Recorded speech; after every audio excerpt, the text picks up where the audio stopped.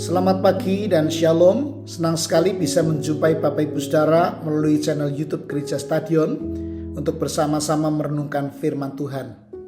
Sebelum kita membaca dan merenungkannya, mari kita awali dengan doa. Mari kita berdoa.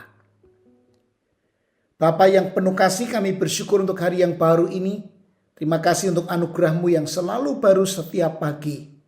Engkau telah memelihara kami sepanjang malam dan memberikan kesempatan untuk memulai hari ini dengan kekuatan dan pengharapan yang baru.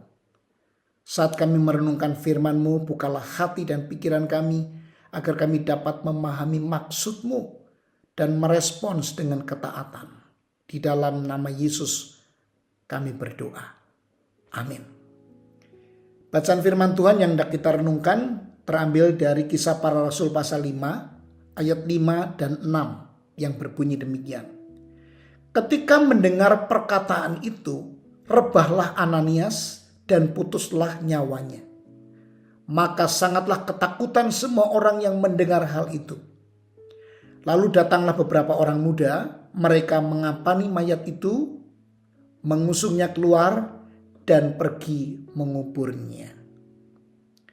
Bapak Ibu Saudara yang dikasihi Tuhan, kisah Ananias dan Safira dalam Kisah Para Rasul pasal 5 ayat 5 dan 6 adalah salah satu bagian dari Alkitab yang seringkali membingungkan kita. Mengapa Tuhan bertindak begitu keras terhadap kebohongan mereka? Dalam masa anugerah, ketika Tuhan menawarkan keselamatan kepada semua orang, responsnya terhadap pasangan ini tampak begitu keras.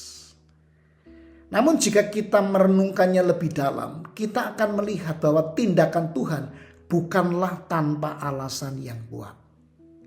Bapak Ibu Saudara, Ananias dan Safira kita tahu bukanlah orang yang tidak mengenal Tuhan. Mereka telah melihat kuasanya yang besar ketika gereja sedang bertumbuh pesat dan ribuan orang datang kepada Tuhan. Namun di tengah semuanya itu, mereka memilih untuk tidak jujur, bahkan terhadap Roh Kudus. Ini bukan sekedar kebohongan biasa, Bapak Ibu Saudara. Ini adalah tindakan yang merendahkan Roh Tuhan dan berpotensi merusak fondasi gereja yang sedang dibangun. Ketidakhormatan semacam ini dapat menghancurkan jemaat yang keberadaannya sangat tergantung pada kehadiran dan tuntunan Roh Kudus. Jadi tindakan Tuhan yang keras terhadap dosa mereka adalah sebuah peringatan bagi kita semua bahwa dosa sekecil apapun bisa berdampak besar. Dalam perjalanan iman kita seringkali tergoda untuk bersimpati pada orang yang sedang didisiplin Tuhan. Namun, kita perlu menyelaraskan simpati kita dengan hati Tuhan. Hanya Tuhan yang mengetahui apa yang benar-benar dipertaruhkan ketika dosa merajalela. Terkadang Tuhan menghukum dengan keras untuk menghindarkan banyak orang dari kejatuhan yang sama. Bapak Ibu Saudara, kisah ini mengajak kita untuk berhati-hati dalam menjalani hidup.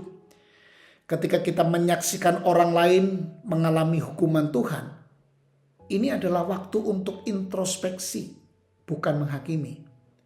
Tuhan begitu mengasihi kita sehingga Dia memberikan peringatan keras akan bahaya dosa. Jangan sampai kita mengabaikan kasih karunia Tuhan dan membiarkan dosa menghancurkan hidup kita dan orang-orang di sekitar kita. Mari kita berdoa. Tuhan yang penuh kasih, kami bersyukur atas firman-Mu hari ini. Engkau adalah Allah yang adil dan penuh kasih, yang selalu memberi peringatan kepada kami agar kami tidak jatuh ke dalam dosa. Terima kasih Tuhan. Tolonglah kami agar kami selalu peka terhadap Roh Kudus dan tidak meremehkan peringatan-Mu. Ajar kami untuk hidup dalam kebenaran dan menghormati kehadiran-Mu di dalam gereja dan dalam hidup kami setiap hari. Berikan kami hikmat dan kekuatan untuk menjalani hari ini dengan setia dan takut akan Engkau. Dalam nama Yesus kami berdoa. Amin. Selamat beraktivitas, Tuhan Yesus memberkati kita semua.